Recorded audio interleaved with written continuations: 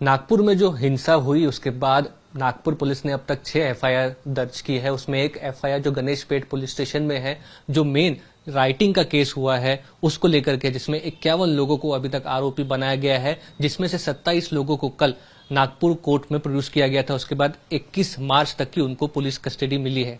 Senior lawyer Asif Qureshi इस वक्त हमारे साथ हैं, जिन्होंने कुछ अक्यूज को रिप्रेजेंट भी किया है उस हियरिंग में। सर, पुलिस का यही आर्गुमेंट रहा होगा कि राइटिंग जो हुई है, जिसके कई सारे वीडियोस भी सामने आए हैं, देश भर में चर्चा चल रही है, मुंह पे नकाबपोश लोग थे, लोगों ने गाड़ियां जलाई है, लोगों के घर में घुसने की कोशिश की है, कई बार शार्प वेपन मिले हैं, तो ये वही लोग हैं जिनको राइटिंग करते हुए स्पॉट से पुलिस ने पकड़ा है। क्या आर्गुमेंट आपने किया? देखिए, ये जो भी पुलिस ने जिनको भी पकड़ा है, मुझे ये नहीं मालूम कि उनको घर से निकाल के पकड़ा है या उनको राइट के वक्त पकड़ा गया है। हमारे पास जब पेपर्स हमने देखे जो उन पर एलिगेशंस लगे हुए हैं, जिस एलिगेशंस के आधार पर उनको पकड़ा गया है कि ये राइट्स में शामिल थे, लेकिन मुझे ऐसा लगता है कि इसमें से मैक्सिमम लोग दे आर इनोसेंट, क्योंकि कुछ लोगों को घर से निकाल के कार्यक्रम में आए थे, कुछ नमाज पढ़ के जा रहे थे, कुछ लोग अपनी शटर्स, फार्मेसी की शटर बंद करके जा रहे थे। उन लोगों को पुलिस ने हिरासत में लिया है, घर से निकाल कर हिरासत में लिया है। एक्चुअली पुलिस ने इन्वेस्टिगेशन करना चाहिए था कि कौन कौन लोग इस जो कल्प्रिट है उनको पकड़ना ही चाहिए, और जो कल्प्रिट नहीं है, जो इनोसेंट है, उनको भी पुलिस ने आरोपी बनाया हुआ है, जो हमें मालूम है, क्योंकि हम यहाँ के रहवासी, हमने यहाँ बचपन से देखा है। जो दंगाई थे वो यहाँ के थे नहीं, कहाँ से आए किधर से आए हमको भी नहीं मालूम। तो हमने उन लोगों को रिप्रेजेंट किया जो इनोसेंट लोग हैं, जिनको अननेसेसरी पुलिस ने इलीगल अरेस्ट किया हुआ है। इसमें दो बातें हैं। एक, सर, एफआईआर अगर आपने भी देखी होगी, जो आरोपी जिनके नाम और एड्रेस से आइडेंटिफाई उनको किया गया है, सभी के सभी लोग जो है वो नागपुर के आसपास का है, कोई भी एक शख्स नहीं है नागपुर के बाहर का है। और दूसरा ये हो सकता है कि गर्दी में, भगदड़ में पुलिस से 1, 2 या 5 अरेस्ट गलत हुए हो, सारे के सारे अरेस्ट गलत किए गए, इनोसेंट लोगों के किए गए, ये कहना कितना सही हो? नहीं, मैं ये नहीं कर रहा कि सारे के सारे गलत अरेस्ट किया गया। उसमें 100% कुछ न कुछ कल्प्रिट्स लोग हैं ही, ऐसा नहीं कि नहीं दंगे में शामिल होंगे, लेकिन साथ ही साथ मेरा ये कहना है कि इनोसेंट लोगों को भी अरेस्ट किया गया है पुलिस ने। कुछ क्या आरोपी जब उनको कोर्ट में प्रोड्यूस किया गया था, या उनके जो घर वाले हैं उनसे बात हो पाई है? क्या बेसिस, सर्कमस्टेंसेस बेसिस पे आप ये कह रहे हैं कि वो इनोसेंट है या गलत तरीके से? कल मैं खुद police station, Ganeshpeth police station गया था। वहां पर कुछ फैमिलीज की लेडीज, जिनके घर, वो लोग, उनका कहना है कि उनके घर में उनके फैमिली के लोग सुबह से लेके रात तक मौजूद थे। उनके घर के सीसीटीवी कैमरे शो कर रहे हैं कि वो लोग वहीं थे, वो लोग दंगे में शामिल नहीं थे। वो लोग चिल्ला चिल्ला के कह रहे, लेकिन पुलिस सुनने के लिए तैयार नहीं है। किसके घर में 10वीं का कार्यक्रम था, उनके आजकल हर घर में सीसीटीवी लगे हुए रहते हैं, तो उनके घर में भी उनका यही कहना था कि हमारा सीसीटीवी चेक कर लीजिए, हमारे बच्चे यहाँ थे या नहीं थे, लेकिन वो दंगे में शामिल। लेकिन पुलिस कोई सुनवाई कर नहीं रही है और सुनने के लिए तैयार भी नहीं है। उनकी भी बात सही है, क्योंकि जो दंगा हुआ है वो गलत हुआ है, ये निंदनीय है, ये हम भी मानते हैं। लेकिन हमारा सिर्फ एक ही कहना है कि जो कल्प्रिट है उनको आप अरेस्ट करिए, जो कल्प्रिट नहीं, क्योंकि आपके पास सीसीटीवी कैमरेज लगे हुए हर घर में आजकल लगे रहते हैं, आप उनको अरेस्ट कीजिए जो कल्प्रिट है। लेकिन जो इनोसेंट है उनको तो छोड़ने का काम करना चाहिए। कहीं ना कहीं आप कह सकते हैं कि जो आरोप लगे आरोपियों पर काफी संगीन भी है, क्योंकि डीसीपी लेवल के 3 ऑफिसर जिनको इंजरी आई है, तो आप ये कह सकते हैं कि पुलिस किस बेसिस पे इन जो अक्यूज्ड हैं उनका पीसीआई या पुलिस कस्टडी डिमांड की कोर्ट से? नहीं, पुलिस कस्टडी इसीलिए डिमांड, वेपन सीज करना है, यही डिमांड थी पुलिस कस्टडी की, क्योंकि डीसीपी कदम और डीसीपी 2-3 डीसीपीज को बहुत मार लगा हुआ है। एक लेडी को लोगों ने विनय भंग किया हुआ है। ये जो हुआ है वो बहुत ही गलत हुआ है।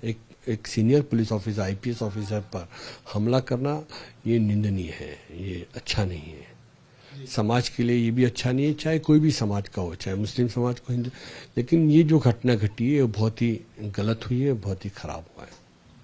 मल्टीपल एफआईआर है, उसमें एक एफआईआर जो है ये बजरंग दल वीएचपी के वर्कर्स के ऊपर है, जिन्होंने प्रोटेस्ट किया था। प्रोटेस्ट में कोई चीज उन्होंने जलाई, जो कि एक आप कह सकते हैं जिसको लेकर के ये पूरा बवाल हुआ है। उस एफआईआर में अभी तक कोई भी गिरफ्तारी नहीं की गई। देखिए, ये तो आपको ही मालूम है कि आप ही कह रहे हैं कि इसमें गिरफ्तारी नहीं हुई। एक्चुअली ये जो इंसिडेंट हुआ है, ये सिर्फ 2:30 बजे का जो इंसिडेंट हुआ है, बजरंग दल और वीएचपी के जो कार्यकर्ता ने जो वहां पर बदतमीजी की, कुरान शरीफ की जो आयत थी, जो चादर थी जिसपे कुरान शरीफ की आयत लिखी हुई थी, उसको जलाया। ये औरंगजेब के नाम से उन्होंने परमिशन ली थी कि उनकी कब्र को हटाना, लेकिन जो काम उन्होंने जो किया, भावना भड़काने का जो काम किया हुआ है, मुस्लिम लोगों की जो भावनाएं भड़की है, रमजान का महीना शुरू है और आप एक कुरान शरीफ पे लिखे, चादर पे लिखी हुई कुरान शरीफ की आयत उसको जला रहे हैं, उसके वजह से लोगों की भावनाओं को ठेस पहुंची है। भावनाओं को ठेस पहुंचने और ये सब पूरा इंसिडेंट पुलिस ऑफिसर्स के सामने हुआ है। तभी उसी वक्त अगर ये पुलिस ऑफिसर्स उन लोगों को अरेस्ट कर लिए रहते तो मैं नहीं समझता कि ये दंगा इतने पैमाने पे बड़ा होता। फिर भी उनके खिलाफ में कंप्लेंट किया और आज तक कुछ लोग, जो इन लोगों ने ये काम किया है, जो गलत काम किया है, भावना भड़काने का काम किया है, वो पुलिस कमिश्नर से मिलके एक्शन लेने की बात कर रहे हैं, प्रेस में जाके बात कर रहे हैं। ये कहां तक न्याय की? जो दो कम्युनिटी को लड़ाने का काम कर रहे हैं, उनको आज तक आप लोगों ने अरेस्ट नहीं किया, ये गलत है। कहीं ना कहीं नागपुर के बारे में कहा जाता है कि पहली बार इस तरह का कम्युनल फ्लेयर अप जो है वो देखने के लिए मिला है। दोनों समाज के बीच में जो रिलेशन है वो ऑल टाइम लो, ऐसा आप कह सकते हैं। कई बार ये कहा जा रहा है कि अब उस समाज के साथ व्यवहार भी नहीं किया जाएगा। किस तरह से इसको देखते हैं कि परिस्थिति में आज नागपुर की क्या जरूरत है?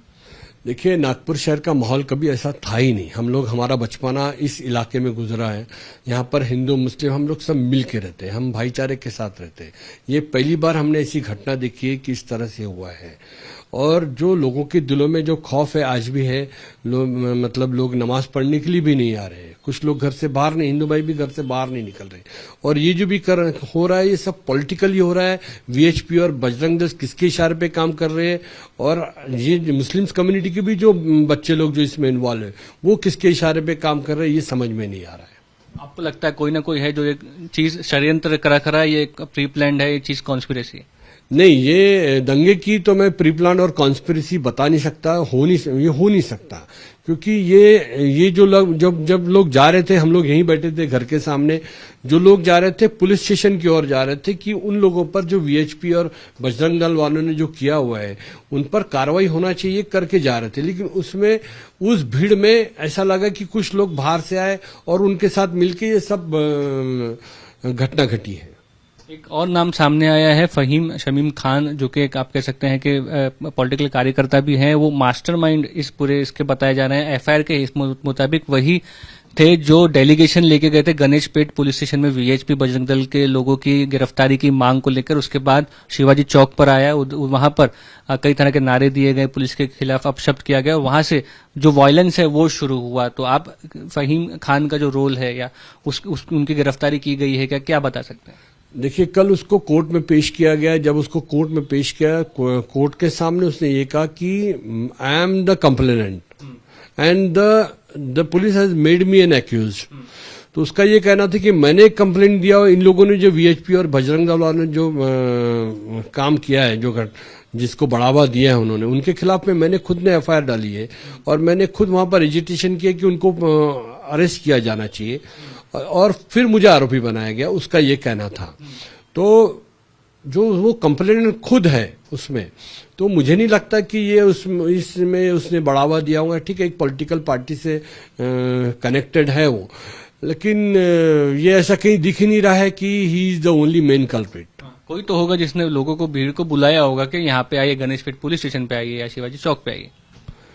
ये तो मैं अभी बता नहीं सकता कि कौन किसने बोला, क्योंकि हम तो शाम में ही 7:30 बजे जो भी घटना हुई, ये हमारे सामने 7 बजे की घटना है, तो तब यहाँ पर हमने ऐसा कुछ देखा नहीं। आने वाले समय में और लोगों को भी गिरफ्तार किया जा सकता है। आप ये केस को आगे भी लड़ेंगे? क्या दलील, आपका मेन आर्गुमेंट, सेंटर पॉइंट क्या रहेगा? नहीं, हम तो लड़ेंगे। हमारा काम ही है लड़ना, वकालत पेशे से हम जुड़े हुए हैं और जो भी रहेगा हम लड़ेंगे जरूर। जो इनोसेंट लोग हैं, जो उनके लिए हम जरूर लड़ेंगे। और जो आपको लगता है कि प्राइमा फेसी अक्यूज्ड है या जिन्होंने दंगा किया, उन जो कल्प्रिट है तो लॉयर्स है, दे क्योंकि संविधान ने राइट्स दिया हुआ है लड़ने के लिए, चाहे वो कोई भी रहे। धन्यवाद। तो आप कह सकते हैं एडवोकेट हैं जिनका कहना है कि जो आरोपियों को गिरफ्तार किया गया उसमें से कई ऐसे आरोपी हैं जो बेगुनाह हैं। उसके साथ ही साथ फहीम खान के बारे में उनका कहना है कि उसी ने कोर्ट में खड़े होकर ये कहा है कि मैं कंप्लेनेंट था, यानी कि बजरंग दल वीएचपी के खिलाफ कंप्लेंट करने गया था, मुझे बाद में आरोपी बना दिया गया। नागपुर में योगेश पांडे के साथ किरण सपकाल, मुस्तफा शेख, मुंबई, आज तक।